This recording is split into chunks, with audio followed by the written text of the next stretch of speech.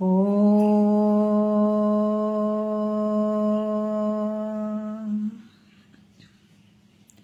ಗುರುರ್ಬ್ರಹ್ಮ ಗುರುರ್ವಿಷ್ಣು ಗುರುರ್ದೇವೋ ಮಹೇಶ್ವರಃ ಗುರು ಸಾಕ್ಷಾತ್ ಪರಬ್ರಹ್ಮ ತಸ್ಮೈ ಶ್ರೀ ಗುರವೇ ನಮಃ.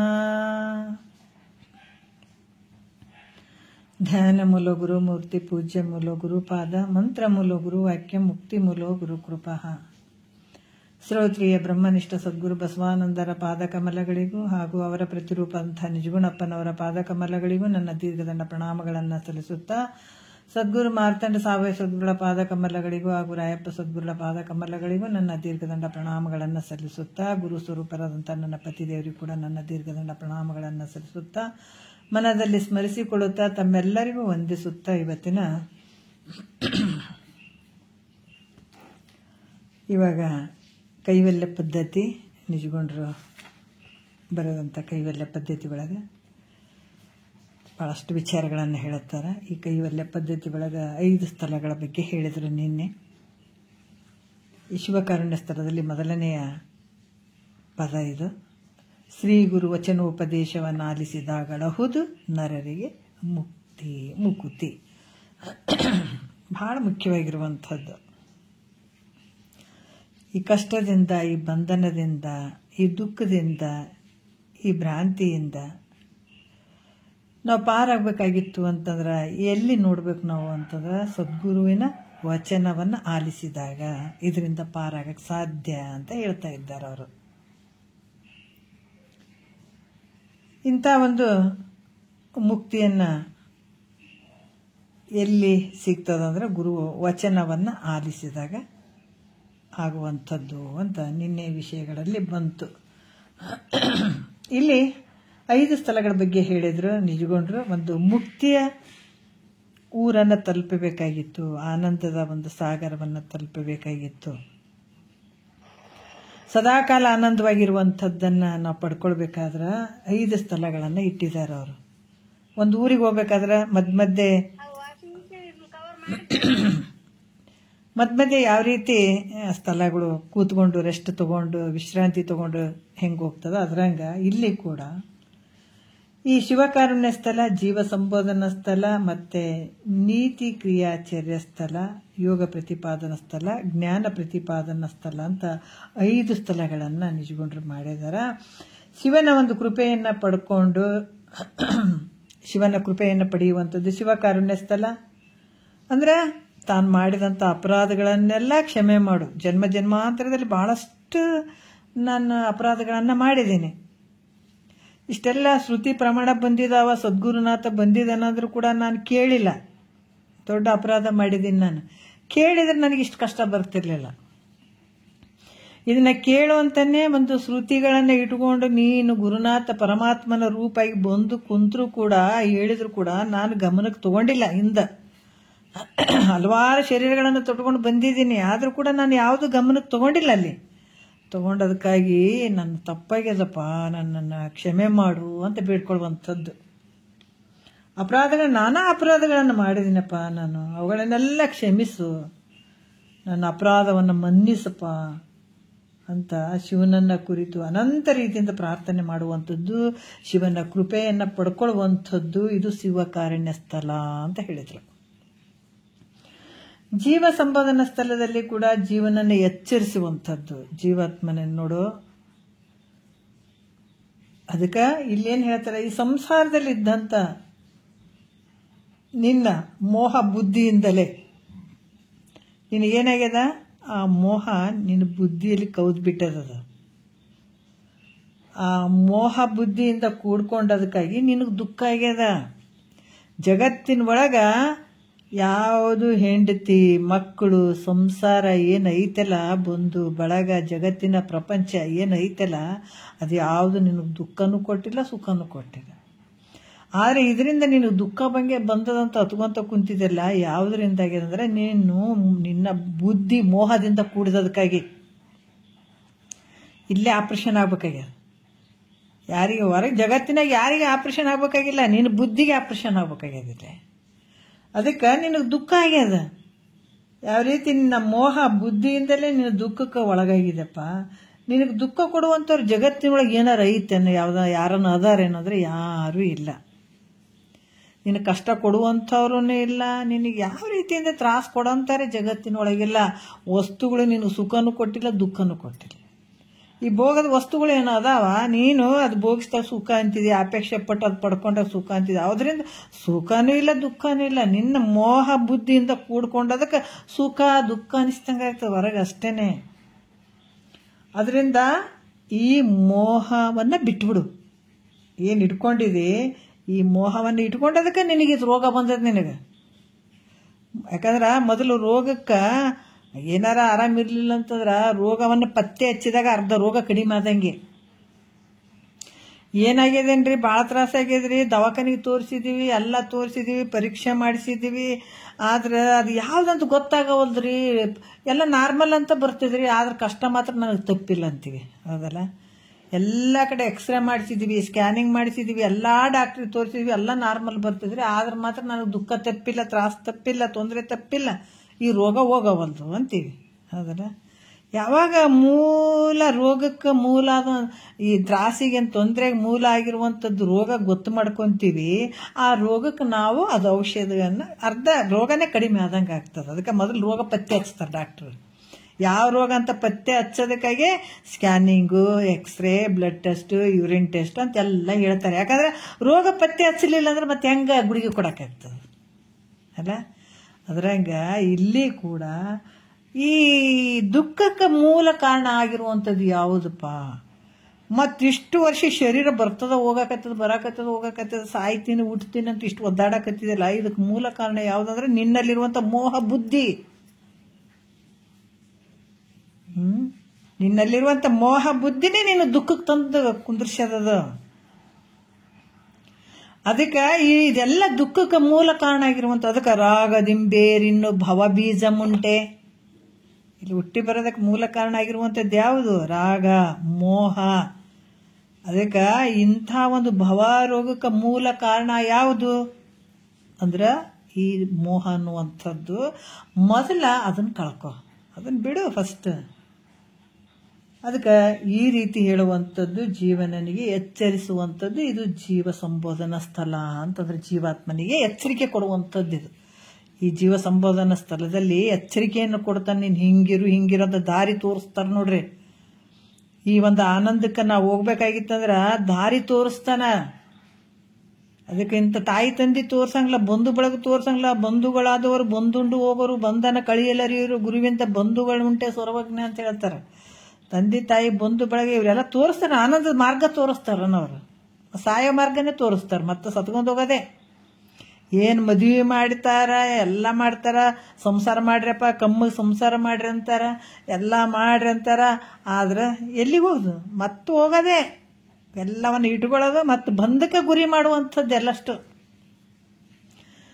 ಏನು ಬಂಧಕ್ಕೆ ಗುರಿ ಮಾಡುವಂಥದ್ದು ಈಗಾರ ಈ ಜನ್ಮಕ್ಕೆ ಬಂದದ, ಇದರಿಂದನ ಪಾರಾಗಿ ಇಂಥ ಆನಂದವನ್ನು ಮಾಡ್ಕೊಳ್ಬೇಕನ್ನುವಂಥ ಜಗತ್ತಿನೊಳಗೆ ಯಾರನ್ನ ಹೇಳ್ತಾರನ್ನ? ಸದ್ಗುರುನಾಥನ್ ಬಿಟ್ಟರೆ ಜಗತ್ತಿನೊಳಗೆ ಯಾರೂ ಹೇಳಂಗಿಲ್ಲ. ಅಲ್ಲಿ ಜೀವನಿಗೆ ಎಚ್ಚರಿಕೆಯನ್ನು ಕೊಡುವಂಥದ್ದು. ನೋಡು, ಇಂಥ ಆನಂದಕ್ಕೆ ನೀವು ಹೋಗ್ಬೇಕಾಗಿತ್ತು, ನಿನಗೆ ಆನಂದ ಬೇಕಾಗಿತ್ತು, ಸದಾಕಾಲ ಆನಂದ ನಿನಗೆ ಬೇಕಾಗಿತ್ತು. ದುಃಖ ಬೇಕಂದ್ರೆ ಯಾರಿಗಾರ? ಇವತ್ತು ದುಃಖ ಬೇಕಂತ ಜಗತ್ತಿನೊಳಗೆ ಎಲ್ಲ ಕಡೆ ತಿರುಗಾಡ್ರಿ, ಯಾರನ್ನ ದುಃಖ ಬೇಕಂತಂದಾರೇನೋ? ದುಃಖ ಕಳ್ಕೋಬೇಕಂತಾನೆ ಕುಂತೀವಿ ಎಲ್ಲರೂ. ಆದ್ರೆ ದುಃಖ ಕಳ್ಕೋಬೇಕಂತ ಕೂತ್ಕೊಂಡ್ರ ಮಾರ್ಗಗಳು, ದಾರಿಗಳೇ ಬೇರೆ ಬೇರೆ ಆಗಿಬಿಟ್ಟ. ಬೇರೆ ಬೇರೆ ಅದ್ರಾಗ ಹುಡ್ಕಾಕತ್ತೀವಿ. ದುಃಖ ಹೋಗ್ತದೆ, ಇದು ಹೋಗ್ತದೆ ಅಂತ ಅಲ್ಲಿ ಹುಡ್ಕಾಕತ್ತೀವಿ. ಎಲ್ಲಿಗೆ ಹೋಗ್ತದೆ ದುಃಖ? ಅದು ಅದಕ್ಕೆ ಮುಖ್ಯವಾಗಿ ಅತ್ಯಂತ ದುಃಖ ನಿವೃತ್ತಿಯಾಗಿ ಅಂತ ನಾಶ ಆಗದೆ ಇರುವಂಥ ಆನಂದವನ್ನು ಪ್ರಾಪ್ತಿ ಮಾಡ್ಕೊಳ್ಬೇಕಾದಂಥದ್ದು ಈ ಮಾರ್ಗದಾಗ ಹೋದಾಗ, ಹಿಂಗಿಂಗೆ ಹೋದಾಗ ಅದು ಪ್ರಾಪ್ತಿ ಆಗ್ತದೆ ನೋಡಪ್ಪ ಅಂಥೇಳಿ ನಿಜಗೊಂಡ್ರು ಭಾಳ ಚಂದ ಹೇಳ್ಕೊಂಡು ಬರ್ತಾರೆ ನೋಡ್ರಿ ನಮಗೆ ಅಲ್ಲ. ಇಲ್ಲಿ ಕೂಡ ಏನು ಹೇಳ್ತಾರ, ನೀತಿ ಕ್ರಿಯಾಚಾರ್ಯ ಸ್ಥಳ ಮತ್ತು ಮುಂದೆ ಹೇಳ್ತಾರ ಅವರು. ಮೂರನೇದು ನೀತಿ ಕ್ರಿಯಾಚಾರ್ಯ ಸ್ಥಳದಲ್ಲಿ ಹೇಳ್ತಾರ, ಜೀವಾತ್ಮ ಏನದನಲ್ಲ, ನಿನ್ನ ದುರಾಚಾರವನ್ನು ಬಿಡು. ಏನು? ನಿನ್ನ ಒಂದು ದುರಾಚಾರ ಅನ್ನುವಂಥದ್ದನ್ನು ಬಿಟ್ಟು ಸದಾಚಾರ ಉಳ್ಳವನಾಗೋ. ಕೆಟ್ಟ ದಾರಿ ತುಳಿಲಿಕ್ಕೆ ಹೋಗ್ಬೇಡಪ್ಪ. ನೀನು ಒಳ್ಳೆ ಮಾರ್ಗವನ್ನು ಸ್ವೀಕಾರ ಮಾಡು. ಯಾಕಂದ್ರೆ ಈ ಒಂದು ದುರಾಚಾರ ಮಾಡಿದೆ ಅಂದ್ರೆ ಅದರಿಂದ ಏನಾಗ್ತದೆ, ನಿನಗೆ ದುಃಖನೇ ಆಗ್ತದೆ. ಅದಕ್ಕೆ ಅದರಿಂದ ದುಃಖ ಪ್ರಾಪ್ತಿ ಆಗ್ತದೆ. ಸದಾಚಾರದಿಂದ ನಿನಗೇನಾಗ್ತದಪ್ಪ ಅಂದ್ರೆ ಸದ್ಗುಣಗಳು ಪ್ರಾಪ್ತಿ ಆಗ್ತದೆ. ನೀ ಮಾಡುವಂಥದ್ದು, ಆಚರಣೆ ಮಾಡುವಂಥದ್ದು ಸದಾಚಾರದಿಂದ ಕೂಡಿರ್ಬೇಕು. ಅದು ಅದರಿಂದ ಏನಾಗ್ತದೆ ನಿನಗೆ ಅಂದ್ರೆ ಸದ್ಗುಣಗಳು ಪ್ರಾಪ್ತಿ ಆಗ್ತಾವ. ಯಾಕಂತಂದ್ರೆ ಇಂಥ ಒಂದು ದುರಾಚಾರವನ್ನು ಬಿಟ್ಟು ಸದ್ಗುಣಗಳನ್ನು ಪ್ರಾಪ್ತಿ ಮಾಡುವಂಥ, ಹೇಳುವಂಥದ್ದು, ಮಾಡ್ಕೋವಂಥ, ಬೋಧನೆ ಮಾಡುವಂಥ ಸ್ಥಳ ಯಾವುದು ಅಂದ್ರೆ ನೀತಿ ಕ್ರಿಯಾಚರ್ಯ ಸ್ಥಳ. ನೀತಿಯಿಂದ ನಡ್ಕೋ ಅನ್ನುವಂಥದ್ದನ್ನು ನೀತಿ ಕ್ರಿಯಾಚರ್ಯ, ನೀತಿಯಲ್ಲಿ ನಡ್ಕೊಳ್ಳುವಂಥದ್ದು. ನೀತಿಯಿಂದ ಕ್ರಿಯೆ ಅಂದ್ರೆ ನಡ್ಕೊಳ್ಳುವಂಥದ್ದು, ಚರ್ಯ ಅಂದ್ರೆ ಅದೇ ಇದರಲ್ಲಿ ಇರುವಂತ ಹೇಳುವಂಥದ್ದು. ಇದು ನೀತಿ ಕ್ರಿಯಾಚರ್ಯ ಸ್ಥಳ ಹೇಳ್ತಾರೆ. ಮತ್ತೆ ಯೋಗ ಪ್ರತಿಪಾದನಾ ಸ್ಥಳ ಹೇಳ್ತಾರ. ನಾಲ್ಕನೇ ಸ್ಥಳ ಅದು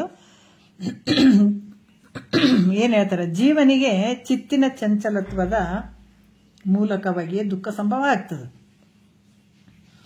ಈ ಮನಸ್ಸು ಹೆಂಗಾಗ್ತದಂದ್ರೆ ಚಂಚಲ ಸ್ವಭಾವ, ಅದು ಏಕಾಗ್ರತೆ ಬರಬೇಕು. ಏನ್ ಹೇಳ್ತಾರ, ಕ್ಷಮೆಯಿಂದ ಮುಕುತಿ ಸಾಧನ ಪೆರತುಂಟೆ ಅಂತ ಹೇಳಿದಾರಿಲ್ಲ. ಮನಸ್ಸು ನಿಗ್ರಹ ಮಾಡ್ಕೊಳ್ಬೇಕಾಗ್ತದ, ಏಕಾಗ್ರತೆ ಮಾಡ್ಕೊಳ್ಬೇಕಾಗ್ತದ. ಇಲ್ಲಿ ಶಾಸ್ತ್ರ ಕೂತ್ಕೊಂಡು ಮನಸ್ಸೆಲ್ಲ ಬೇರೆ ಬೇರೆ ಕಡೆ ಇತ್ತಂದ್ರೆ ಆಗ್ತದೇನ? ಶರೀರ ಮತ್ತೆ ಶರೀರ ಜೊತೆ ಮನಸ್ಸನ್ನ ಇಟ್ಕೊಂಡು ಕೂಡುವಂಥದ್ದು ಏನಂದ್ರೆ ಶರೀರದ ಜೊತೆ ಮನಸ್ಸಿರ್ಬೇಕಲ್ಲಿ. ಅದು ಏಕಾಗ್ರ ಭಾವದಿಂದ, ಏಕಾಗ್ರ ಚಿತ್ತದಿಂದ ಇಲ್ಲಿ ಕೂತ್ಕೊಂಡು ಗುರು ವಾಕ್ಯವನ್ನ ಕೇಳ್ತಾ ಇದ್ದೀವಿ ಅಂದ್ರೆ ಬೇರೆ ಕಡೆ ಗಮನ ಹೋಗ್ಬಾರ್ದು ನಮಗೆ. ಇಲ್ಲಿ ಕೂತ್ಕೊಂಡು ಮನೆಗೆ ಏನೋ ಮಾಡ್ತಾ ಇದ್ದಾರ ಅಥವಾ ಏನೋ ಇಟ್ಟಿನಿ, ಅಲ್ಲಿಗೆ ಹೋಗ್ಬೇಕು ಇಲ್ಲಿಗೆ ಹೋಗ್ಬೇಕು, ಯಾವಾಗ ಮುಗಿಸ್ತಾರೇನೋ, ಯಾವಾಗ ಎಷ್ಟು ಕೇಳ್ಬೇಕನೋ, ಎಲ್ಲಿ ಹೋದ್ರೂ ಕೂಡ ಸದ್ಗುರು ವಾಕ್ಯ ಏನಾದ್ರೂ ಕೇಳ್ತಾ ಇದ್ರ ಬೇರೆ ಆ ಒಂದು ಸಮಯವನ್ನ ಅಲ್ಲಿ ಮೀಸಲಾಗಿಡ್ಬೇಕು. ಗುರುನಾಥನ ವಾಕ್ಯಗಳನ್ನೇ ಕೇಳ್ಬೇಕನ್ನುವಂಥ ಭಾವ ಇರ್ಬೇಕಲ್ಲಿ. ಇಲ್ಲಿ ಏನಾಗ್ತದ ಅಂತಂದ್ರ ಜೀವನಿಗೆ ಚಿತ್ತಿನ ಚಂಚಲತ್ವದ ಮೂಲಕವಾಗಿ ದುಃಖ ಆಗ್ತದ. ಅಂದ್ರೆ ಚಂಚಲ ಸ್ವಭಾವ. ಈ ಚಂಚಲತ್ವ ನಿವೃತ್ತಿ ಆದ್ರ ಏನಂದ್ರೆ ಮನಸ್ಸು ಏಕಾಗ್ರತೆಗೆ ಬರುವಂಥದ್ದು, ಸಮಾಧಾನವಾಗಿರುವಂಥದ್ದು. ಅದಕ್ಕೆ ಶಮ ಅಂತ ಹೇಳಿದಾರೆ, ಬಹಳ ಮುಖ್ಯ. ಕ್ಷಮೆಯಿಂದ ಈ ಮನಸ್ಸು ಯಾವಾಗ ಶಾಂತವಾಗಿರ್ತದ ಅಂತ. ಈಗ ಮನಸ್ಸು ಹೆಂಗಿರ್ತದ, ಒಂದು ನೀರಿನ ಉದಾಹರಣೆ ತಗೊಂಡ್ರ, ಈ ಗಾಢವಾದಂಥ ನೀರು, ಒಂದು ಸ್ವಚ್ಛವಾದಂಥ ನೀರು, ಒಂದು ಹಿಂಗಿಂಗ್ ಚಲನತ್ವದಿಂದ ಅಲುಗಾಡುವಂಥದ್ದು ನೀರು.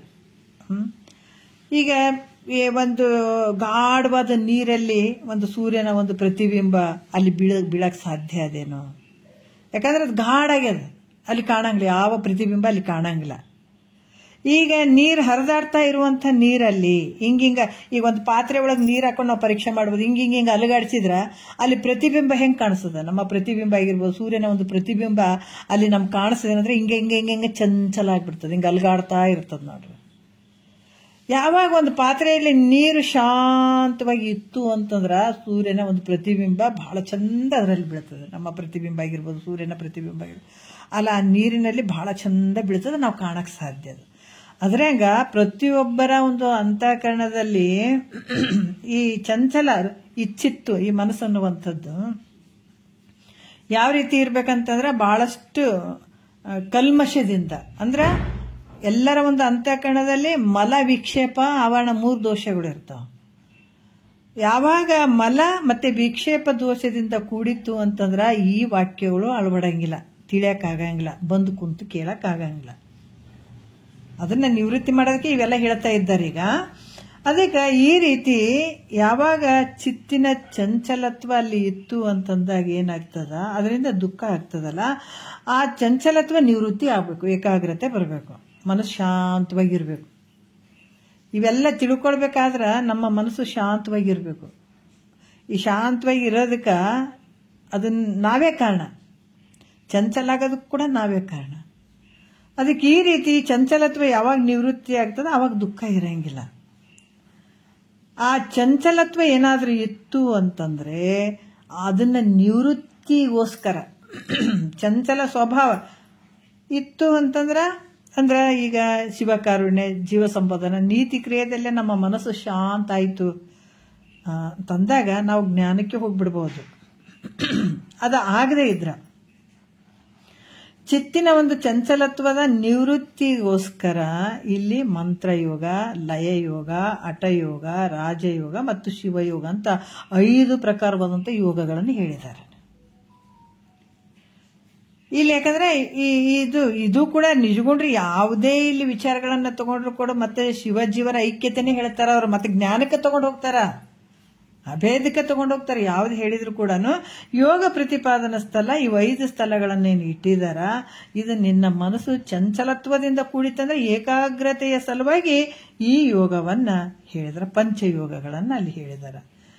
ಇದರಲ್ಲಿ ಯಾವುದಾದ್ರೂ ಒಂದನ್ನ, ಈ ಒಂದು 5 ಯೋಗಗಳ ಬಗ್ಗೆ ಹೇಳಿದಾರಲ್ಲ, ಇದರಲ್ಲಿ ಯಾವುದಾದ್ರೂ ಒಂದನ್ನ ಸಾಧಿಸ್ಕೊಂಡು ಮನಸ್ಸಿನ ಏಕಾಗ್ರತೆ ಮಾಡಿಕೊಂಡು ಹೋಗುವಂಥದ್ದು ಇದು ಯೋಗ ಪ್ರತಿಪಾದನಾ ಸ್ಥಳ. ಇವು 3ರಲ್ಲೇ ನಮ್ಗೆ ಮಲ ವಿಕ್ಷೇಪ ದೋಷ ನಿವೃತ್ತಿ ಆಗ್ತದೆ. ಎಲ್ಲಿ ಶಿವಕಾರುಣ್ಯ, ಜೀವ ಸಂಪಾದನೆ, ನೀತಿ ಕ್ರಿಯೆದಲ್ಲಿ ಆಗ್ತದೆ. ಆಮೇಲೆ ನಾವು ಜ್ಞಾನಕ್ಕೆ ಹೋಗ್ಬೋದು. ಅಷ್ಟೋ ಮೀರಿ ಏಟ್ ಹೇಳಿದ್ರೆ ನನಗೆ ಅರ್ಥನೇ ಆಗೋದು, ನನ್ನ ಮನಸ್ಸು ಸಮಾಧಾನನೇ ಇಲ್ಲ, ಭಾಳ ಚಂಚಲತ್ವದಿಂದ ಕೂಡ್ಯದಂದಾಗ ಯೋಗ ಮಾಡ್ಕೊ ಅಂತ ಹೇಳ್ತಾರೆ ಅವರು. ಅಷ್ಟೇ ಜ್ಞಾನ ಪ್ರತಿಪಾದನಾ ಸ್ಥಳ ಹೇಳ್ತಾರೆ ಅವರು. ಮತ್ತೀಗ ಅದರಲ್ಲಿ ಮಲ ವಿಕ್ಷೇಪ ದೋಷ ನಿವೃತ್ತಿ ಆಗ್ತದ. ಏನೇನು ಹಿಡ್ಕೊಂಡು ಕುಂತಿದಿ, ಇಡಿಬಾರ್ದು ಕಸ ಕಡ್ಡಿ ಎಲ್ಲ ಹಾಕೊಂಡು ಕುಂತಿದಿಲ್ಲ. ಈಗ ನೋಡಿ ಶ್ರಾವಣ ಬಂತು, ಯಾಕೆ ಈ ಹಿಂದಿನ ಹಿರಿಯರೆಲ್ಲ ಇಟ್ಟಿದ್ದಾರೆ, ಇದು ಮಹಾತ್ಮರು ಎಲ್ಲವನ್ನ ಇದನ್ನ ಯಾಕೆ ಮಾಡಿದಾರ ಅಂತಂದ್ರೆ, ಈ ಮನೆಗಳದಾಗೂ ಬಹಳಷ್ಟು ನಾವು ಈಗ ಹಬ್ಬ ಹರಿದಿನಗಳು ಅಂತಂದಾಗ ಮಾತ್ರ ಮನೆ ಕ್ಲೀನ್ ಮಾಡ್ತೀವಿ, ಸ್ವಚ್ಛವಾಗಿ ತೊಳಿತೀವಿ, ಬಟ್ಟೆ ಪಟ್ಟಿ ಎಲ್ಲ ಒಗದಾಕ್ತೀವಿ, ದಿನ ಮಾಡ್ತೀವಿ. ನಾವು ಬಹಳಷ್ಟು ಗಲೀಜಾಗಿರ್ತದೆ ಮನೆಗಳು, ನಾವು ಮಾಡಂಗೇ ಇಲ್ಲ. ಯಾವಾಗ ಹಬ್ಬ ಐತಪ್ಪ, ಇಂಥ ಒಂದು ದೇವ್ರದ್ದು ಒಂದು ಹಬ್ಬ ಅದ, ಪೂಜೆ ಅದ ಅಂತಂದಾಗ ಅದಕ್ಕೆ ಭಯ ಮಾಡಿಕೊಂಡು ಅಲ್ಲಿ ಹೆದರ್ಸಿರ್ತಾರಲ್ಲ, ದೇವ್ರು ಇದು ಇಂಥ ಸಂದರ್ಭದಾಗ ಹಿಂಗೆ ಮಾಡಲೇಬೇಕನ್ನುವಂಥದ್ದು ಇರ್ತದೆ. ಅದಕ್ಕೆ ದೇವ್ರು ಏನಾರ ಮಾಡಿಬಿಡ್ತಾನೇನೋ ಅಂತ ಭಯ ಮಾಡಿಕೊಂಡು ಇಲ್ಲಿ ಮನೆಯನ್ನು ಎಲ್ಲ ಕ್ಲೀನ್ ಮಾಡಿ, ಸ್ವಚ್ಛ ಮಾಡಿ, ಬಟ್ಟೆಗಳೆಲ್ಲ ಹೋಗೋದು ಮಾಡಿ ಅಂತ ಈ ಶ್ರಾವಣ ಮಾಸದಾಗ ಆಗಿರ್ಬೋದು, ಮತ್ತು ಈ ದಸರಾದಾಗ ಆಗಿರ್ಬೋದು, ಹಲವಾರು ವಿಚಾರಗಳಲ್ಲಿ ಅಲ್ಲಿ ಹೇಳ್ಕೊಂಡು ಬರ್ತಾರೆ. ಅದೇ ರೀತಿ ಶರೀರ ಅನ್ನುವಂಥ ಒಂದು ಮನೆ ಐತಲ್ಲ, ಅವಾಗ ನಾವು ಹೇಳ್ತೀವಿ, ಎಷ್ಟು ಮನೆ ನೋಡ್ರಿ ಸ್ವಚ್ಛ ಆಗ್ಯದ ನೋಡ್ರಿ, ಎಷ್ಟು ಚಂದ ಅನ್ನಿಸ್ತದ, ಎಷ್ಟು ಗಲೀಜಾಗಿತ್ರಿ, ಮತ್ತು ಈಗ ಶ್ರಾವಣ ಐತಲ್ರಿ ಅದಕ್ಕೆ ಸ್ವಚ್ಛ ಮಾಡಿವಿ ಅಂತ ಹೇಳ್ತೀವಿ. ಅದ್ರಂಗ ಅಂತಃಕರಣದಲ್ಲಿ ಕೂಡ ಕಸ ಕಡ್ಡಿ ಭಾಳ ಬಿದ್ದು ಬಿಟ್ಟದ. ಮತ್ತು ಇದನ್ನ ಹೆಂಗೆ ಸ್ವಚ್ಛ ಮಾಡ್ಕೋಬೇಕು? ಇಲ್ಲಿನೂ ಭಗವಂತ ಇರುವಂಥದ್ದು ನೆಲೆ ಐತಲ್ಲ, ಮತ್ತು ಇದನ್ನ ಹೆಂಗೆ ಸ್ವಚ್ಛ ಮಾಡ್ಕೊಳ್ಬೇಕು ಅಂತಂದಾಗ ಇಲ್ಲಿ ನಾವು ಹೇಳಿದಾರೆ ಅವ್ರು, ಶಿವಕಾರುಣ್ಯ ಸ್ಥಳ ಆಗಿರ್ಬೋದು, ಜೀವ ಸಂಪಾದನಾ ನೀತಿ ಕ್ರಿಯೆಯಲ್ಲಿ ಅಲ್ಲಿ ನಮ್ಮ ಮನಸ್ಸನ್ನು ಈಗೇನು ಶ್ರಾವಣದಾಗ ಸ್ವಚ್ಛ ಮಾಡ್ಕೊಂಡಿವಲ್ಲ ಮನೆಗಳನ್ನು, ಅದರಂಗ ಈ ಅಂತಃಕರಣ ಶುದ್ಧ ಆಗುವಂಥದ್ದಲ್ಲಿ ಇವೆರಡರಾಗ ಶುದ್ಧ ಆಗ್ತದೆ, ಭಾಳ ಶುದ್ಧ ಆಗ್ತದೆ. ಅದಕ್ಕೆ ಮತ್ತೆ ತಿರುಗ ಈಗ ಜ್ಞಾನ ಪ್ರತಿಪಾದನಾ ಸ್ಥಳದಲ್ಲಿ ಜೀವನಿಗೆ ಜನನ ಮರಣಾತ್ಮಕ ಸಂಸಾರ ದುಃಖ, ಈ ದುಃಖ ಹೆಂಗ್ ಬಂದದ ಈ ಜೀವನಿಗೆ, ಈ ಜನನ ಮರಣಾತ್ಮಕವಾದಂಥ ಈ ಸಂಸಾರ ಅಂದ್ರೆ ಹೆಂಡತಿ ಮಕ್ಕಳ ಸಂಸಾರ ಅಂತ ಒಂದೇ ಅಲ್ಲ. ಅದು ಯಾವಾಗ ಇದು ಜನನ ಮರಣ ಅನ್ನುವಂಥ ಈ ಸಂಸಾರ ಅದ, ಇದು ಎದರಿಂದ ಆಯಿತು ಅಂದ್ರೆ ಅಜ್ಞಾನದಿಂದ ಪ್ರಾಪ್ತ ಆಗಿರುವಂಥದ್ದು. ಅಜ್ಞಾನ ನಿವೃತ್ತಿ ಆಗದೆ ಇದ್ದಾಗ ಈ ಸಂಸಾರ ಯಾವ ಕಾಲಕ್ಕೂ ನಿವೃತ್ತಿ ಆಗಂಗಿಲ್ಲ. ಸಂಸಾರ ಬ್ಯಾಡ್ರಿ ಅಂತ ಸನ್ಯಾಸಿ ವೇಷ ತೊಗೊಂಡು ಎಲ್ಲ ನಮ್ಮ ಮಠ ಮಂದಿರದಾಗ ಕೂತ್ಕೊಳ್ಬಹುದು, ಆದ್ರೆ ಈ ಸಂಸಾರ ಹೆಂಗ್ ಬಿಡಕ್ಕಾಗ್ತದ್ರಿ? ಇಲ್ರಿ, ಸಂಸಾರ ಬಿಟ್ಟಿನ್ರಿ, ಹೆಂಡತಿ ಬೇಡ, ಮಕ್ಕಳು ಬೇಡ, ನಮ್ಗೆ ಏನು ಬೇಡ, ಮನಿನೇ ಬೇಡ್ರಿ ಅಂತೇಳಿ ಎಲ್ಲೋ ಸಂಸಾರವನ್ನ ಬಿಟ್ಟು ಹೋಗಿ ಮಠದಾಗ ಎಲ್ಲೋ ಮಂದಿರದಾಗ ಎಲ್ಲೆಲ್ಲ ಇರಬಹುದು. ಹಿಂಗೆ ಕಳ್ಕೊತಿದ್ದೀನಿ ಶರೀರದಿಂದ, ಈ ಸಂಸಾರ ಬೇಡಪ್ಪ ಅಂತ ಹೋಗಿ ದೂರ ಕುಂದ್ರಬಹುದು. ಯಾಕೆ ಇಲ್ಲಿ ಕಷ್ಟಗಳು ಭಾಳ ಇರ್ತಾವ, ದುಡ್ದಾಕ್ಬೇಕು, ಇವ್ರಿಗೆ ನೋಡಬೇಕು, ಮಾಡ್ಬೇಕು ಅನ್ನೋ ಅನಂತ ರೀತಿಯಿಂದ ಕಷ್ಟಗಳು ಇರ್ತಾವ. ಬೇಡ, ಈ ಜಂಜಾಟನೆ ಬೇಡ ಅಂತ ಎಲ್ಲೋ ಕೂತ್ಕೊಳ್ಬಹುದು. ಆದ್ರೆ ಈ ಜನನ ಮರಣ ಅನ್ನುವಂಥ ಸಂಸಾರ ಹೆಂಗೆ ಕಳ್ಕೊಳ್ತಿ?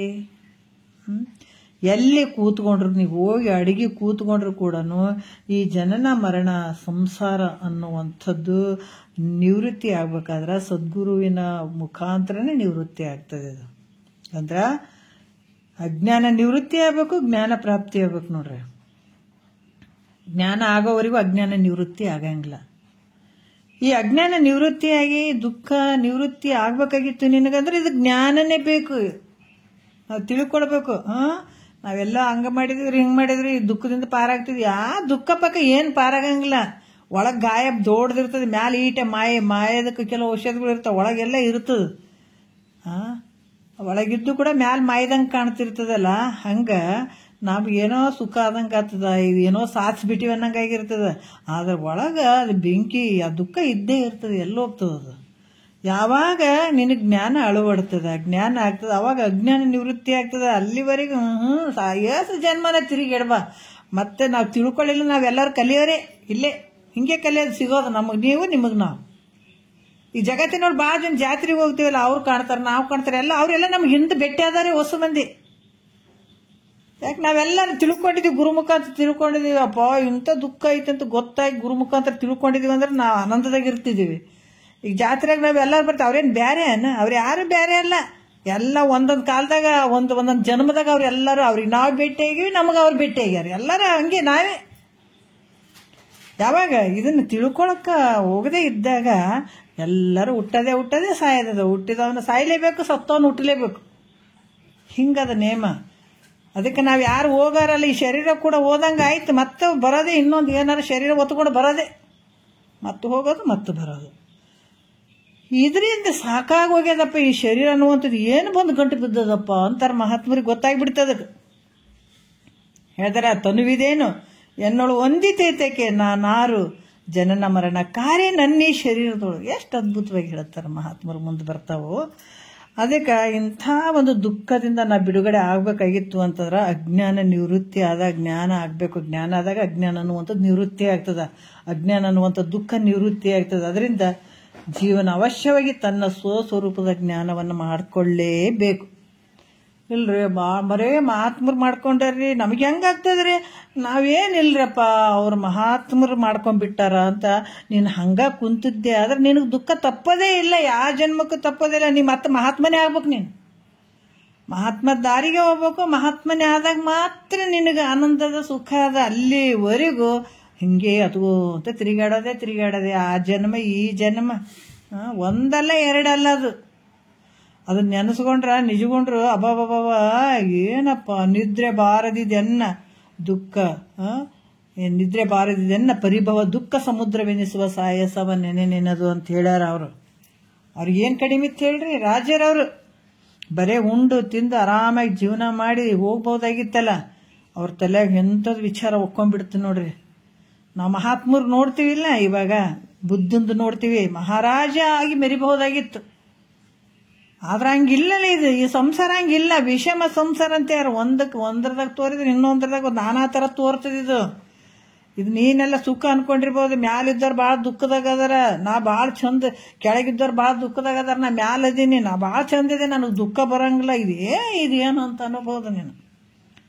ಆದ್ರ ಒಂದು ಕಾಲದಾಗಿದ್ದಂಗೆ ಇನ್ನೊಂದು ಕಾಲದಾಗ ಇರಂಗಿಲ್ಲ. ಇದು ಒಂದು ಶರೀರ ಬಂದಂಗೆ ಇನ್ನೊಂದು ಶರೀರ ಬರಂಗಿಲ್ಲ. ಇದಕ್ಕೆ ಯಾವಾಗ ಇದನ್ನ ತಿಳ್ಕೊಳಕ್ ಪ್ರಯತ್ನ ಮಾಡ್ತೀರಿ.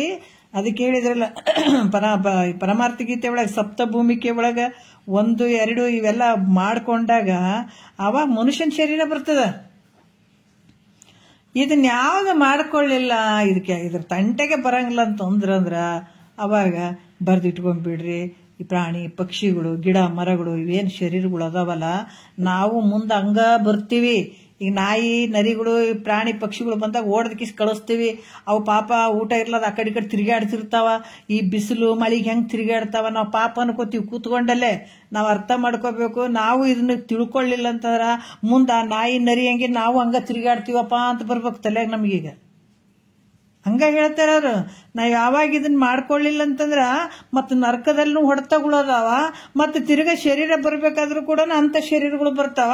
ಈಗ ಅವು ಹೆಂಗ ಪಾಪ ಊಟಕ್ಕೆ ಅದಕ್ಕೆ ಬಡ್ದಾಡ್ತಾವ, ಆ ಕಡೆ ಕಡೆ ತಿರುಗಾಡ್ತಾವ, ಮಳಿ ಇಲ್ಲ ಚಳಿ ಎಲ್ಲ ಕಡೆ ತಿರುಗಾಡ್ತಾವಲ್ಲ. ಅದ್ರಾಗ ಮುಂದೆ ನನ್ನ ಶರೀರನ ಹಂಗೆ ಬರ್ತದಪ್ಪ ಅಂತ ಹಿಂಗೆ ತಿಳ್ಕೊಬೇಕು. ತಿಳ್ಕೊಂಡು ನನಗೆ ಬೇಕಾಗಿಲ್ಲಪ್ಪ ಅಂತ ಶರೀರಗಳು ಇನ್ನು ಸಾಕು ಅಂತ ಅಂದಿ ಅಂದ್ರ ಅವಾಗ ಈಗೇನು ಬಂತು ನಿನ್ನ ವಿಚಾರ, ಪುಣ್ಯದ ಫಲದಿಂದ ನಿನ್ನ ತಲೆಗಿನ ಒಳಗೆ ಬಿಡ್ತು ಆ ವಿಚಾರ ಅಂದಾಗ ತಡ ಮಾಡಬೇಡ.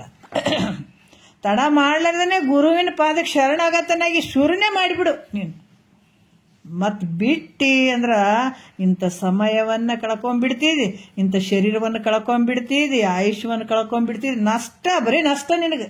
ಇದನ್ನ ಬಿಟ್ಟಿ ಅಂದ್ರೆ, ಕೇಳೋದ್ ಬಿಟ್ಟಿ ಅಂದ್ರೆ ಅಷ್ಟು. ಅದಕ್ಕೆ ಮಹಾತ್ಮರು ಎಚ್ಚರಿಕೆ ಕೊಡ್ತಾರ. ಮತ್ತಿನ್ನು ಹೇಳ್ತಾರೆ, ಜೀವನ ಅವಶ್ಯವಾಗಿ ತನ್ನ ಸ್ವರೂಪದ ಜ್ಞಾನವನ್ನ ಸಂಪಾದನೆ ಮಾಡಲಿಕ್ಕೆ ಬೇಕಾಗ್ತದ ಅಂತ ಹೇಳ್ತಾರೆ ಈ ಜ್ಞಾನ ಪ್ರತಿಪಾದನಾ ಸ್ಥಳ. ತನ್ನ ಸ್ವಸ್ವರೂಪದ ಜ್ಞಾನವನ್ನು ಮಾಡಿಸುವಂಥದ್ದು ಯಾವುದು ಅಂದ್ರೆ ಈ ಒಂದು ಜ್ಞಾನ ಪ್ರತಿಪಾದನೆ. ಈ ರೀತಿ ಮೋಕ್ಷ ಅನ್ನುವಂಥ ಸ್ವಸ್ವರೂಪದ ಸ್ಥಿತಿಗೆ ಮುಟ್ಟಬೇಕಾದ್ರ, ಮೋಕ್ಷ ಅನ್ನುವಂಥದ್ದು ನಮ್ಮ ಊರಿಗೆ ತಲುಪಬೇಕಾದಾಗ ಊರು ಬಿಟ್ಟು ಬಂದವ್ರು ನಾವೀಗ ಎಲ್ಲರೂ. ಸ್ವಂತ ಊರುಗಳು ಅದಾವ. ಊರೆಲ್ಲ ಬಿಟ್ಟು ಬಂದು ಇಲ್ಲಿ ನಾನು ನೀನು ಅಂತ ಅನ್ಕೊಂಡ ಭ್ರಾಂತಿಯಿಂದ ಕೂಡ್ಕೊಂಡ್ ಬಿಟ್ಟಿದ್ದೀವಿ ಇಲ್ಲಿ. ಈಗ ಮತ್ತೆ ಆ ಊರು ತಲುಪಿಸ್ಬೇಕಲ್ಲ, ಹೋಗ್ಬೇಕಲ್ಲ. ಅದು ಮುಟ್ಟಬೇಕಾದ್ರೆ 5 ಸ್ಥಳಗಳನ್ನ ಕಲ್ಪಿಸಿ ಹೇಳಿದ್ದಾರೆ ನಿಜಗೊಂಡ್ರು. ಇದು 5 ಸ್ಥಳಗಳಲ್ಲಿ ಮೊದಲಿನ 3 ಸ್ಥಳಗಳು ಏನದಾವ, ಶಿವಕಾರುಣ್ಯ ಸ್ಥಳ ಆಗಿರ್ಬೋದು, ಜೀವ ಸಂಬೋಧನಾ ಸ್ಥಳ ಆಗಿರ್ಬೋದು, ಮತ್ತೆ ನೀತಿ ಕ್ರಿಯಾಚಾರ್ಯ ಸ್ಥಳ. ಇವು ನಿನ್ನಲ್ಲಿರುವಂತ ಅಂತಃಕರಣದಲ್ಲಿ ಏನ್ ಅದಾವ, ಸ್ವಚ್ಛ ಮಾಡ್ತಾರಂತ ಹೇಳಿದಲ್ಲ, ಮನೆಯೆಲ್ಲ ಸ್ವಚ್ಛ ಮಾಡ್ತೀವಿ ಅಂತಂದಿವಲ್ಲ. ಮತ್ತೆ ಇದಕ್ಕೂ ಒಂದು ರೀಸನ್ ಅದ. ಯಾಕಂದ್ರ ಸುಕೃತಿಗಳ 5 ಅಂತ ಹೇಳಿದಾರ. ಕರ್ಮಿ, ಮುಮುಕ್ಷು, ಅಭ್ಯಾಸಿ, ಅನುಭವಿ, ಆರೂಢ ಅಂತ 5 ಮಂದಿನ ಬರ್ಕೊಂಡು ಬರ್ತಾರೆ. ಸುಕೃತಿಗಳ 5 ಅಂತ ಬರ್ಕೊಂಡು ಬರ್ತಾರೆ. ಅಟ್ಲೀಸ್ಟ್ ಬರೀ ಸಂಸಾರದಲ್ಲಿ ಮುಳುಗಿದಂಥ ಈ ಜೀವ, ಅಟ್ಲೀಸ್ಟ್ ಈ ದೇವರು ದಿಂಡ್ರು ಅಂತೇಳಿ ಶ್ರಾವಣ ಮಾಸ ಮತ್ತೆ ಇದು ನವರಾತ್ರಿ ಇಂಥವೆಲ್ಲ ಸಮಯದಲ್ಲಿ ಮಾಡಿದ್ರ ಜೀವನದಾಗ ಪ್ರತಿ ದಿವಸ ಭಗವಂತನ ಸ್ಮರಣೆ ಮಾಡಕ್ಕಾಗಂಗಿಲ್ಲ, ಇಂಥ ಭಾವದಾಗ ಬರಂಗಿಲ್ಲ ಅಂದ್ರೂ ಕೂಡ ಮನುಷ್ಯನ ಶರೀರ ತೊಟ್ಕೊಂಡು ಬಂದಾರಲ್ಲ, ಇಷ್ಟರ ಭಕ್ತಿ ಮಾಡ್ಲಿ, ಇದು ಪುಣ್ಯಕ್ಕೆ ಜಮಾ ಆಗ್ತದಂತ ಇದನ್ನ ಮಾಡಿದ್ದಾರೆ. ಇಷ್ಟರ ಮಾಡ್ಕೊಳ್ಳಿ ಅಟ್ಲೀಸ್ಟ್ ಅಂತ ಮಾಡಿರ್ತಾರೆ. ಮತ್ತೆ ನಾವಿನ್ನೂ ಒಂದು ಸ್ವಲ್ಪ ಮೇಲ್ಮಟ್ಟದಾಗ ಅಂದ್ರೆ ನಮ್ಮ ಅಂತಃಕರಣದಲ್ಲಿ ದೋಷಗಳು ಅದಾವ. ಭಗವಂತನ ಇರುವಿಕೆ ನಮ್ಗೆ ಯಾಕೆ ಗೊತ್ತಾಗ್ತಾ ಇಲ್ಲ ಅಂದ್ರ ನಮ್ಮಲ್ಲಿ ದೋಷಗಳು ಅದಾವ. ಈಗ ನಮಗ ಅಷ್ಟು ಆನಂದದಿಂದ ಕೂಡಿದ್ರು ಕೂಡ ನಮಗೆ ಕಾಣಕ್ಕಾಗ್ತಾ ಇಲ್ಲ. ಅದಕ್ಕೆ ನಮ್ಮಲ್ಲೇ ದೋಷಗಳಿರುವಂಥದ್ದು. ಅದು ಮಲ ದೋಷ ಮತ್ತೆ ವಿಕ್ಷೇಪ ದೋಷ, ಆವರಣ ದೋಷ ಅನ್ನುವಂಥದ್ದು ಇರ್ತದೆ. ಇಲ್ಲಿ ಇವು 3ರಿಂದ ಶಿವಕಾರುಣ್ಯ ಸ್ಥಳ, ಜೀವ ಸಂಬೋಧನಾ ಸ್ಥಳ ಮತ್ತೆ ನೀತಿ ಕ್ರಿಯಾಚಾರ್ಯ ಸ್ಥಳ, ಇವು ಏನ್ ಮಾಡ್ತಾವ, ನಮ್ಮ ಮಲದೋಷವನ್ನ ನಿವೃತ್ತಿ ಮಾಡ್ತಾವ. ಮಲದೋಷ ಅಂದ್ರ ಪಾಪದ ಕರ್ಮಗಳು ಏನಿರ್ತಾವ ಅವೆಲ್ಲ ದೋಷ ನಿವೃತ್ತಿ ಮಾಡುವಂಥದ್ದು. ಮತ್ತೆ ಯೋಗ ಪ್ರತಿಪಾದನಾ ಸ್ಥಳ ಅಂದ್ರ ಅಲ್ಲಿ ಚಿತ್ತ ಚಂಚಲತೆಯಿಂದ ಕೂಡಿರ್ತದಲ್ಲ, ಅಲ್ಲಿ ಅದನ್ನ ಏಕಾಗ್ರತೆ ಅಂದ್ರೆ ವಿಕ್ಷೇಪ ದೋಷವನ್ನ ನಿವೃತ್ತಿ ಮಾಡ್ತದೆ. ಚಂಚಲ ಸ್ವಭಾವ ಏನಿರ್ತದೆ, ಚಂಚಲ ಮನಸ್ಸು ಇರ್ತದಲ್ಲ, ಅದನ್ನ ನಿವೃತ್ತಿ ಮಾಡುವಂಥದ್ದು ಯೋಗ ಪ್ರತಿಪಾದನಾ ಸ್ಥಳ. ಮತ್ತೆ ಜ್ಞಾನ ಪ್ರತಿಪಾದನಾ ಸ್ಥಳ ಏನ್ ಮಾಡ್ತದ ಅಂದ್ರ ಏನಿರ್ತಾವ 3 ದೋಷಗಳಂತ ಹೇಳಿದಾರಿಲ್ಲ, ಮಲ, ವಿಕ್ಷೇಪ, ಆವರಣ ದೋಷ. ಈ ಮಲ ದೋಷ ಪಾಪದ ಅಂತಃಕರಣದಲ್ಲಿ ಪಾಪದ ಒಂದು ಇದು ತುಂಬಿದ್ರು ಕೂಡ ನಮಗಿದು ಅರ್ಥ ಆಗಂಗಿಲ್ಲ, ತಿಳಿಲಿಕ್ಕೆ ಕೊಡಂಗಿಲ್ಲ. ಅವಾಗ ಶಿವಕಾರುಣ್ಯ ಸ್ಥಳ, ಜೀವ ಸಂಬೋಧನಾ ಸ್ಥಳ, ನೀತಿ ಕ್ರಿಯಾಚಾರ್ಯ ಸ್ಥಳ ಇವು ಚೆನ್ನಾಗಿ ಕೇಳಿದ್ರ ನಮ್ಮಲ್ಲಿರುವಂತ ಅಂತಃಕರಣ ಶುದ್ಧ ಆಗ್ತದ. ಅಂದ್ರ ಕಸ ಕಡ್ಡಿ ಏನ್ ಅದಾವ ಎಲ್ಲ ಇಟ್ಕೊಂಡ್ ಕುಂತೀವಲ್ಲ ಅವು ಎಲ್ಲ ಹೋಗ್ತಾವ. ಅಂದ್ರ ಅಲ್ಲಿ ಪಾಪದ ಕರ್ಮಗಳು ಏನದಾವ, ಮಲ ದೋಷ ನಿವೃತ್ತಿ ಆಗ್ತದ. ಮತ್ತೆ ಮನಸ್ಸು ಏಕಾಗ್ರತೆ ಇರ್ಲಿಲ್ಲ ಅಂತಂದಾಗ ಯೋಗ ಪ್ರತಿಪಾದನಾ ಸ್ಥಳ ಮಾಡ್ಕೊಂಡು ಆ ವಿಕ್ಷೇಪ ದೋಷವನ್ನ ನಿವೃತ್ತಿ ಮಾಡ್ಕೊಳ್ಳುವಂಥದ್ದಕ್ಕೆ ಆಗ್ತದೆ. ಇನ್ನೂ ಒಂದು ಉಳಿತು ನೋಡ್ರಿ, ಆವರಣ ದೋಷ. ಆವರಣ ದೋಷ ಏನಂದ್ರೆ ಅಲ್ಲಿ ಬರೀ ಪರದೆ ಇರ್ತದೆ. ನಮ್ಮ ಸ್ವರೂಪಕ್ಕೆ ನಮ್ಗ ಏನಿರ್ತದೆ, ಒಂದ್ ಸ್ವಲ್ಪ ಆವರಣ ಇರ್ತದೆ, ಅಂದ್ರೆ ಸ್ವಲ್ಪ ಪರದ ಇರ್ತದೆ. ಈ ಜ್ಞಾನ ಪ್ರತಿಪಾದನಾ ಸ್ಥಳ ಆ ಪರದವನ್ನು ತೆಗೆಯುವಂಥದ್ದು ಅಷ್ಟೇ. ನಮ್ಮ ಸ್ವರೂಪವನ್ನ ಕಾಣ್ಬೇಕಾದ್ರೆ ಒಂದ್ ಸ್ವಲ್ಪ ಲೇಯರ್ ಇರ್ತದೆ, ಒಂದು ಲೇಯರ್ ಇರ್ತದೆ, ಅದನ್ನ ತೆಗೆಯುವಂಥದ್ದು. ಆ ಸ್ವರೂಪದ ಜ್ಞಾನ ಮಾಡಿಸುವಂಥದ್ದು ಜ್ಞಾನ ಪ್ರತಿಪಾದನಾ ಸ್ಥಳ. ಈ ಆವರಣ ದೋಷವನ್ನ ಜ್ಞಾನ ಪ್ರತಿಪಾದನಾ ಸ್ಥಳ ನಿವೃತ್ತಿ ಮಾಡ್ತದ. ನಿವೃತ್ತಿ ಅದು ಒಂದು ಪರದಲ್ಲಿ ಹೋಯ್ತು, ಆವರಣ ದೋಷ ಒಂದು ನಿವೃತ್ತಿ ಆಯ್ತದ, ಆಯ್ತಲ್ಲ, ನೀನೇ ನೀನು. ಈ ರೀತಿಯಾಗಿ 5 ಸ್ಥಳಗಳು ಮಲ, ವಿಕ್ಷೇಪ, ಆವರಣ ದೋಷಗಳನ್ನ ಕಳೆದು ಇವಕ್ಕೆ ಏನಾಗ್ತದಂದ್ರ ಮೋಕ್ಷಕ ಕಾರಣ ಆಗ್ತಾವ ಇವು 5 ಸ್ಥಳಗಳಲ್ಲಿ. ಮತ್ತ ಇವು 5 ಸ್ಥಳಗಳಲ್ಲಿ ಈ ವಚನಗಳು ಇವನ್ ಕೇಳಬೇಕಾದ್ರ ಗುರು ಮುಖಾಂತರನೇ ಕೇಳಬೇಕು. ಗುರು ಮುಖಾಂತರದಿಂದ ಇದನ್ನ ಶ್ರವಣ ಮಾಡ್ಲಿಕ್ಕೆ ಯೋಗ್ಯವಾಗಿರುವಂಥದ್ದು. ಯಾಕಂದ್ರ ಗುರುಮುಖದಿಂದ ಏನ್ ಹೇಳಿದಾರ, ಗುರುಮುಖದಿಂದ ಶ್ರವಣ ಮಾಡಿದ ವಚನ ಉಪದೇಶಗಳು ಏನದಾವ, ಮುಕ್ತಿಗೆ ಕಾರಣ ಆಗ್ತದೆ. ಅದಕ್ಕೆ ಹೇಳ್ತಾರೆ, ಧ್ಯಾನ ಮೂಲೋ ಗುರುಮೂರ್ತಿ, ಪೂಜ್ಯ ಮೂಲೋ ಗುರುಪಾದ, ಮಂತ್ರ ಮೂಲೋ ಗುರುವಾಕ್ಯಂ, ಮುಕ್ತಿ ಮೂಲೋ ಗುರುಕೃಪಾ ಅಂತ ಹೇಳ್ತಾರಲ್ಲ. ಹಂಗ ಗುರುಮುಖದಿಂದನೇ ಶ್ರವಣ ಮಾಡಿದಂಥ ಉಪದೇಶ. ಯಾಕಂದ್ರೆ ಆ ಗುರುವಿನ ವಾಕ್ಯದಲ್ಲಿ ಶಕ್ತಿ ಇರ್ತದ, ತಾಕತ್ತಿರ್ತದ. ಎಂಥ ಗುರು? ನಡೆ ನುಡಿ ಒಂದಿರ್ಬೇಕು. ಎಂಥದ್ ಗುರು ಇರ್ಬೇಕಂದ್ರ ನಡೆ ನುಡಿ ಒಂದಿರ್ಬೇಕತ್ತೀಗ. ಅಂಥತನ ಬಳಿ ಶಕ್ತಿ ಇರ್ತದ. ಶ್ರೋತ್ರಿಯ ಬ್ರಹ್ಮನಿಷ್ಠ ಸದ್ಗುರು ಇರ್ಬೇಕು. ನಡ್ದಂಗ್ ನುಡಿಬೇಕು, ನುಡ್ದಂಗ್ ನಡಿಬೇಕತ್ತ. ಅಂತ ಗುರುವಿನಿಂದ ಕೆಲಸ ಆಗ್ತದ. ಇದೇ ಈ ಶ್ರುತಿ ವಚನಗಳು ಏನದಾವ, ಗುರು ಮುಖಾಂತರ ಬಂದಾಗ ಅದು ಶಕ್ತಿ ಪಡ್ಕೋತದ. ಈಗ ನಮಗ ಏನಂತಂದ್ರ ಈ ಬಂದೂಕ್ ಐತಿ, ಆ ಗುಂಡುಗಳು ಬೇಕಾದಷ್ಟು ಇರ್ತಾವ. ಬರೀ ಗುಂಡುಗಳನ್ನ ತಗೊಂಡಿಕೇಸಿ ನಾವು ಮನುಷ್ಯರಿಗೆ ಹಿಂಗೆ ಓಡಿದ್ರ, ಪ್ರಾಣಿ ಪಕ್ಷಿಗಳಿಗೆ ಓಡಿದ್ರೆ ಸಾಯ್ತಾವ, ನಾವು ಸಾಯಂಗಿಲ್ಲಲ್ಲ. ಅದೇ ಗುಂಡನ್ನ ಬಂದೂಕದಾಗಿ ಓಡಿದ್ರೆ ಸಾಯ್ತಾವಿಲ್ಲ. ಅದ್ರಂಗ ಶ್ರುತಿ ವಾಕ್ಯಗಳು ಅದಾವ, ಅವು ಗುಂಡುಗಳಿದ್ದಂಗ. ಅವನ್ನ ಗುರುಮುಖಾಂತರ ಬಂದು ಅಂತಂದ್ರ ಅಲ್ಲಿ ಅಜ್ಞಾನ ಅನ್ನುವಂಥದ್ದು ಸುಟ್ಟು ಹೋಗ್ತದ, ಅಜ್ಞಾನ ಅನ್ನುವಂಥದ್ದು ನಿವೃತ್ತಿ ಆಗ್ತದ. ಇಲ್ಲಾಂದ್ರೆ ಬರೇ ಅದು ಹಂಗ ಮಾಡಿದ್ರೆ ಅದು ಯಾವ್ದು ಅಜ್ಞಾನ ನಿವೃತ್ತಿ ಆಗಂಗಿಲ್ಲ. ಅದು ಗುರುವಿನ ವಾಣಿಯಿಂದಾನೇ ಬರ್ಬೇಕದು. ನಿನ್ನ ಅಜ್ಞಾನ ನಿವೃತ್ತಿ ಆಗ್ಬೇಕಾದ್ರ ಗುರು ವಚನವೇ ಇದಕ್ಕೆ ನಿನಗ ದುಃಖವನ್ನು ನಿವೃತ್ತಿ ಮಾಡ್ತದ, ಆನಂದವನ್ನು ಪ್ರಾಪ್ತಿ ಮಾಡುವಂಥದ್ದು. ಉಳಿದಂಥವು ಅವು ಮೋಕ್ಷಕ್ಕೆ ಕಾರಣ ಆಗಂಗಿಲ್ಲ ಅಂತ ಹೇಳಿದ್ರು. ಇಲ್ಲಿ ಕೆಲವು ಹೇಳ್ತಾರೆ, ವೇದ ವಚನಗಳು ಮೋಕ್ಷಕ್ಕೆ ಕಾರಣ ಆಗ್ತಾವಂತ ವೇದಗಳೇ ಹೇಳ್ತಾವ. ಅಂದಮೇಲೆ ಉಳಿದ ವಚನಗಳು ಮೋಕ್ಷಕ್ಕೆ ಕಾರಣ ಆಗೋದಿಲ್ಲ ಅಂತ ಹೇಳ್ತಕ್ಕಂಥ ಮಾತು ಅದು ಯಾಕೋ ಸರಿ ಅನಿಸ್ತಾ ಇಲ್ಲ ಅಂತ ಸಂಶಯ ಬರ್ತದ, ಶಂಕೆ ಬರ್ತದ. ಈಗ ವೇದ ವಚನಗಳು ಮೋಕ್ಷಕ್ಕೆ ಕಾರಣಗಳದಾವ ಅಂತ ವೇದಗಳೇ ಹೇಳಕತ್ತಾವ. ಅಂದಮೇಲೆ ಉಳಿದ ವಚನಗಳು ಮೋಕ್ಷಕ್ಕೆ ಕಾರಣ ಆಗೋದಿಲ್ಲ ಅಂತ ನೀವು ಹೇಳುವಂಥದ್ದು ಯಾಕೋ ನನಗೆ ಸರಿ ಅನಿಸ್ತಾ ಇಲ್ಲ ಗುರುಗಳೇ ಅಂತಂದ್ರ, ಅದಕ್ಕೆ ಅವ್ರು ಹೇಳ್ತಾರ, ಸಮಾಧಾನ ಹೇಳ್ತಾರ, ವೇದ ವಚನಗಳು ಮೋಕ್ಷಕ್ಕೆ ಕಾರಣ ಆಗ್ಬೇಕಾದ್ರೂ ಕೂಡ ಅಲ್ಲೇನು ಹೇಳಿದ್ದಾರೆ, ಬರೀ ಶ್ರುತಿ ಪ್ರಮಾಣ ಅವನ್ನ ಶ್ರುತಿ ವಾಕ್ಯಗಳನ್ನ ತಗೊಂಡು ನಾವು ಓದ್ಕೋತೀವಿ ಅಂದ್ರೆ ಹಂಗಾಗಂಗಿಲ್ಲಪ್ಪ. ಅದಕ್ಕೆ ವೇದ ವಚನಗಳು ಮೋಕ್ಷಕ್ಕೆ ಕಾರಣಭೂತ ಆಗಿದಾವ, ಇಲ್ಲ ಅಂತ ಹೇಳಂಗಿಲ್ಲ. ಅವು ಗುರು ಮುಖಾಂತರ ಪ್ರಾಪ್ತ ಆಗ್ಬೇಕು ನಮಗವು. ಬರೇ ನೋಡ್ರಿ, ನಾವು ಗುರು ಮುಖಾಂತರ ಕೇಳಲಾರ್ದ ಇವೇ ಗ್ರಂಥಗಳನ್ನ ತಗೊಂಡು ಎಷ್ಟು ಓದಿದ್ರು ನಮ್ಗೆ ಅರ್ಥ ಆಗ್ತದೆ ಅನ್ನೋದು. ಅದು ಯಾವ ಕೆಲಸನೂ ಆಗಂಗಿಲ್ಲ, ಗುರು ಮುಖಾಂತರನೇ ಬರಬೇಕು. ಅದಕ್ಕೆ ಅವು ಮುಖಾಂತರನೇ ಪ್ರಾಪ್ತಿ ಆಗ್ಬೇಕು. ಗುರುಮುಖದಿಂದನೇ ಶ್ರವಣ ಮಾಡಿದ ವೇದ ವಚನಗಳು ನೋಡ್ರಿ, ಗುರು ಮುಖಾಂತರ ಶ್ರವಣ ಮಾಡದೇ ಇರುವಂತ ವೇದ ವಚನಗಳು ಬೇಕಾದಷ್ಟಿರ್ಲಿ. ವೇದ ವಚನಗಳು ಏನಂದ್ರ ಗುರುಮುಖದಿಂದ ಶ್ರವಣ ಮಾಡದ ವೇದ ವಚನಗಳು ಎಷ್ಟು ಇದ್ರೂ ಕೂಡ ಯಾವ ಕಾಲಕ್ಕೂ ಕೂಡ ಮೋಕ್ಷ ಆಗಂಗಿಲ್ಲ, ನಿನ್ನ ದುಃಖ ನಿವೃತ್ತಿ ಆಗಂಗಿಲ್ಲ, ಅಜ್ಞಾನ ಕಳಿಯ ಶಕ್ತಿ ಇಲ್ಲ, ಅಜ್ಞಾನ ನಿವೃತ್ತಿ ಆಗಂಗಿಲ್ಲ. ಯಾಕಂದ್ರ ಇಲ್ಲಿ ಹೇಳ್ತಾರ ಏನಂದ್ರ, ಸಮುದ್ರದ ನೀರನ್ನ ಕುಡಿಯೋದಕ್ಕ ಉಪಯೋಗ ಮಾಡಿದ್ರು ಕೂಡ ಅವು ಕೂಡ, ಯಾಕಂತಾರ ಎಲ್ಲರೂ ಈ ಸಮುದ್ರದ ನೀರನ್ನ ಕುಡಿಬೇಕಂತ ಅಲ್ಲಿ ಉಪಯೋಗಿಸಿದ್ರು ಕೂಡ ಅವು ಮೇಘಗಳ ದ್ವಾರ ಅಂದ್ರ ಮೋಡಗಳ ಮುಖಾಂತರ ಬಂದ್ರ ಕುಡಿಲಿಕ್ಕೆ ಯೋಗ್ಯ ಆಗ್ತದೆ. ಈಗ ನಾವು ಸಮುದ್ರದ ನೀರು ಕುಡಿಲಿಕ್ಕೆ ಯೋಗ್ಯ ಆಗಿರ್ತದೇನೋ, ಉಪ್ಪು ಇರ್ತದೆ, ಕುಡಿಯಕ್ಕೆ ಆಗಂಗಿಲ್ಲ. ಕುಡಿದ್ರು ಕೂಡ ಡೈರೆಕ್ಟ್ ಸಮುದ್ರದ ನೀರು ಕುಡಿದ್ರ ಅನಾರೋಗ್ಯ ಆಗ್ತದಿಲ್ಲ, ಬೇದಿ ವಾಂತಿ ಎಲ್ಲ ಶುರು ಆಗ್ತದಿಲ್ಲ. ಇವತ್ತು ಯಾರಾದ್ರೂ ಯೋಗ್ಯ ಅಂತ ಕುಡಿತಾರನೋ? ನೀರೇ ಅದಾವ ಅವನು, ಆದ್ರೆ ಕುಡಿತೀವೇನೋ ಇಲ್ಲ, ಅದರಿಂದ ಅನಾರೋಗ್ಯ ಆಗ್ತದೆ. ಅದೇ ಸಮುದ್ರ ಕಾಯ್ದು ಆವಿಯಾಗಿ ಮೋಡ ಆಗ್ತದೆ. ಮೋಡ ಆಗಿ ಆ ಮೋಡಗಳ ಮೂಲಕ ಬಂದಂತ ನೀರು ಕುಡಿಯಲು ಯೋಗ್ಯ ಆಗಿರ್ತಾವ ನೋಡ್ರಿ. ಅದ್ರಂಗ ಸಮುದ್ರದ ನೀರು ಕುಡಿಯೋದಕ್ಕ ಉಪಯೋಗ ಮಾಡ್ತಾರಂತ ಎಲ್ಲಾದ್ರೂ ನೋಡಿದ್ರ ಅಲ್ಲಿ ಏನಂದ್ರ ಶರೀರಕ್ಕೆ ಅನಾರೋಗ್ಯ ಉಂಟು ಮಾಡ್ತದ. ಹಾಗೆಯೇ ವೇದ ವಾಕ್ಯಗಳು ಅವು ನಮ್ಮದು ನಾವೇ ನೋಡ್ತೀವಿ ಓದ್ಕೋತೀವಿ ಅಂತಂದ್ರ ಅದು ನಿನಗೆ ಯೋಗ್ಯ ಅಲ್ಲ. ಅದು ಮತ್ತೇನಾಗ್ತದ, ಅನಾರೋಗ್ಯಕ್ಕೆ ಕಾರಣ ಆಗ್ತದ. ಅದ್ರಾಗಿರುವಂಥದ್ದೊಂದು ನೀ ತಿಳ್ಕೊಳ್ಳುವಂಥದ್ದೊಂದು. ಹಂಗಾಗಿ ಏನಾಗ್ತದ, ನಿನಗೆ ಎಡವಟ್ಟಾಗ್ತದ, ತೊಂದರೆ ಆಗ್ತದ. ಅದಕ್ಕೆ ಹಂಗ ಅದನ್ನ ತಗೊಳ್ಳುವಂಗಿಲ್ಲ. ಯಾಕಂತ ಇಲ್ಲಿ ಕೂಡ ಇವನಿಗೆ ಮೋಕ್ಷ ಆಗೋದ್ರ ಬದಲು ಏನಂದ್ರ ಹಂಗೆ ನಾವು ಓದ್ಕೋತೀವಿ ನೋಡ್ಕೋತೀವಿ ಅಂದ್ರ ಮೋಕ್ಷ ಆಗಂಗಿಲ್ಲ, ಅದ್ರ ಬದಲು ದುಃಖನೇ ಆಗ್ತದ ಅದರಿಂದ.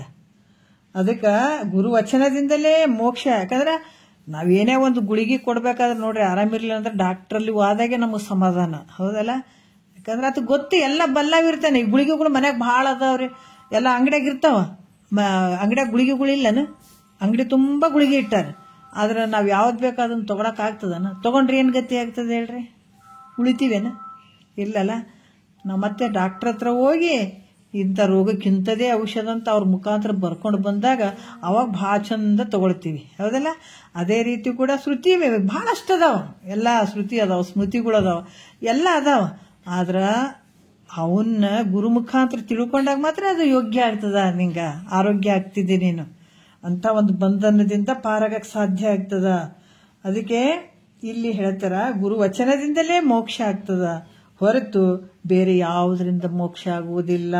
ಈ ಮೋಕ್ಷಕ್ಕೆ ಯಾರಿಗಾಗ್ತದ ಅಂದ್ರೆ, ಈ ಮೋಕ್ಷ ಯಾರಿಗಾಗ್ತದ ಅಂದ್ರೆ ನರರಿಗೆ ಅನ್ನುವಂಥ ಶಬ್ದ ಪ್ರಯೋಗ ಮಾಡಿದಾರ ಅವರು.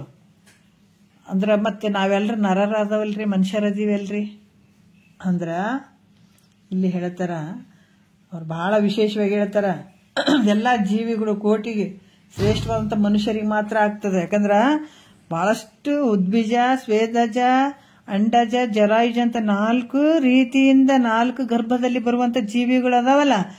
ಆದ್ರ ಎಲ್ಲಕ್ಕಿಂತ ಶ್ರೇಷ್ಠವಾಗಿರುವಂಥದ್ದು ಮಾನವ ಜನ್ಮ. ಅದಕ್ಕೆ ನರಜನ್ಮದಿಂದ ಇಹದೋಳು ಮಿಗಿಲುಂಟೆ ಅಂತ ಹೇಳ್ತಾರೆ. ಮನುಷ್ಯನ ಶರೀರಕ್ಕಿಂತ ಬೇರೆ ಏನಾರ ಶ್ರೇಷ್ಠವಾದಂಥ ಶರೀರ ಐತೇನು ಅಂದ್ರೆ ಮನುಷ್ಯನ ಶರೀರನೇ ಶ್ರೇಷ್ಠ. ಅದ್ರ ಕೂಡ ಭಾಗಗಳನ್ನು ಮಾಡ್ತಾರೆ. ಯಾವಾಗ ಇದನ್ನ ಗುರು ಮುಖಾಂತರ ತಿಳ್ಕೊಬೇಕಂತ ಕೂತ್ಕೊಳತ್ತಾರ, ಆ ಭಾವ ಇದ್ದಂತಾರೆ ಇನ್ನು ಶ್ರೇಷ್ಠವಂತ ಮನುಷ್ಯರು. ಇಲ್ಲ ಉಳಿದಾರೆಲ್ಲ ಈ ಗೋಮುಖ ವ್ಯಾಘ್ರಿದ್ದಂಗ ಮನುಷ್ಯರ ತರ ಕಾಣ್ತಾರ, ಒಳಗೆ ಮಾತ್ರ ಪಶು ಪಕ್ಷಿಗಳ ಭಾವನೆ ತುಂಬಿದ ಒಳಗೆ. ಮತ್ತೆ ಆಹಾರ, ನಿದ್ರ, ಭಯ, ಮೈಥುನಚ್ಚ ಅಂತ ಹೇಳ್ತಾರಲ್ಲ, ಇವು ಆಹಾರ, ಅವು ನೀನು ಆಹಾರಕ್ಕಾಗಿ ಬಡ್ದಾಡ್ತಿದಿ, ನಿದ್ರೆಗಾಗಿ ಬಡ್ದಾಡ್ತಿದಿ, ಭಯ, ಸಾವಿನ ಭಯ ಐತೆ, ನೀನು ಮಕ್ಕಳು ಮಾಡ್ತಿದಿ.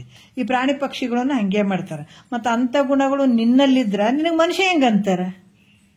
ಮನುಷ್ಯ ಅಂತಂದ್ರ ವಿಶೇಷವಾದಂಥ ಒಂದು ವಿಚಾರವನ್ನ ಮಾಡ್ಬೇಕಂದಾಗ ಅದಕ್ಕೆ ಮನುಷ್ಯ ಅಂತ ಹೇಳ್ತಾರೆ. ಮಹಾತ್ಮರು ಇನ್ನೂ ಸೂಕ್ಷ್ಮವಾಗಿ ವಿಚಾರ ಮಾಡಿ ನೋಡಿದಾಗ ಎಲ್ಲರೂ ಮನುಷ್ಯರು ನರರಾಗಕ್ಕೂ ಸಾಧ್ಯ ಇಲ್ಲ. ಯಾಕ? ಶರೀರ ಮಾತ್ರ ನರ, ಮನುಷ್ಯನ ಶರೀರ, ಆದ್ರ ಒಳಗ ಕತ್ತಿ ಗುಣಗಳು ತುಂಬ್ಯಾವ ಇವಕ್ಕ. ಅದಕ್ಕೆ ಅವಕ್ಕೆ ಹೆಂಗ್ ಮನುಷ್ಯರು ಅನ್ನಕ್ಕಾಗ್ತದ? ನರರು ಅಂತ ಹೆಂಗ ಅನ್ನಕ್ಕಾಗ್ತದ?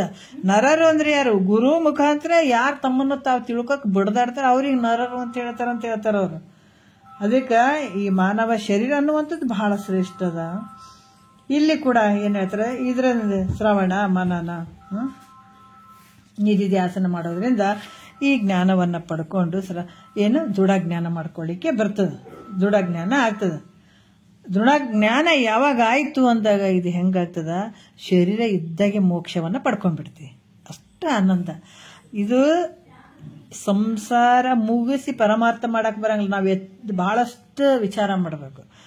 ಸಂಸಾರ ಮುಗಿಸ್ಕೊಂಡು ಇಲ್ರಿ ನಾವು ಮಕ್ಕಳಿಗೆ ಮದುವೆ ಮಾಡಬೇಕು, ಮುಂಜಿ ಮಾಡಬೇಕು,